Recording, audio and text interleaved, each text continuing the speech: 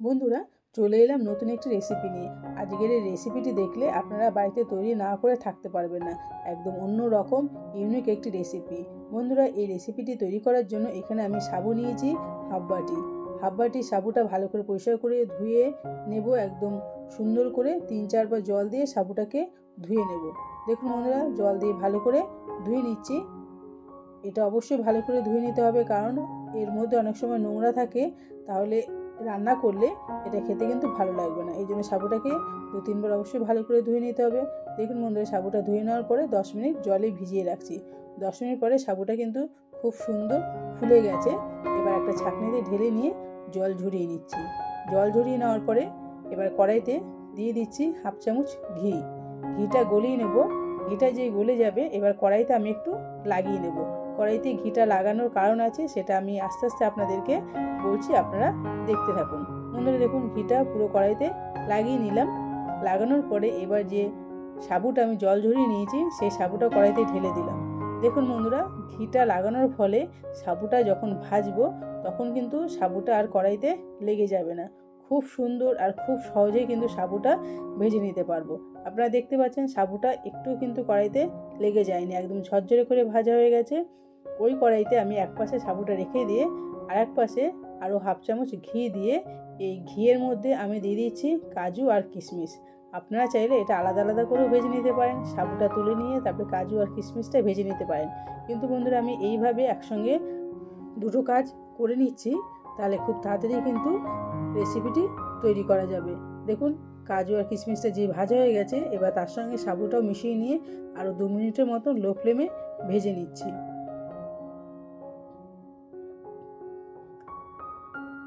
খুব সুন্দরভাবে সাবুটা ভাজা হয়ে গেছে। এখানে কিন্তু সাবুর কোনো কালার চেঞ্জ হবে না, সাবুটা সাদা সাদাই রেখে দেবো। এবার সাবুটা ভাজা হয়ে গেছে, আমি সাবুটা নামিয়ে নিচ্ছি। দেখুন মধ্যে খুব ঝরঝরে হয়ে গেছে। সাবুটা নামিয়ে ওই কড়াইতে আমি হাফ লিটার দুধ দিয়ে দিলাম।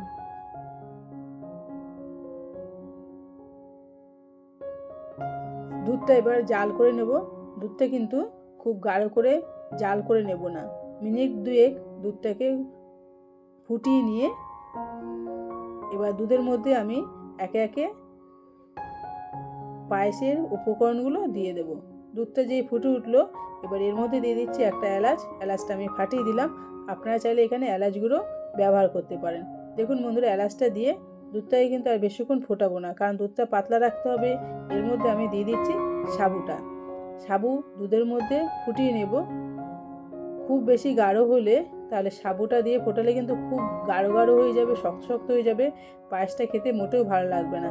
সেই জন্য দুধটাকে পাতলা রেখে তারপরে কিন্তু সাবুটা দিতে হবে। এবার সাবুটা আস্তে আস্তে ফুটিয়ে নেব। দেখুন বন্ধুরা, সাবুটা যখন ফুটছে তখন কিন্তু আমি কোনো মিষ্টি দেবো না এর মধ্যে। সাবুটা ফুটে যখন নরম হয়ে যাবে, তার মধ্যে আমি চিনি বা গুড় ব্যবহার করব।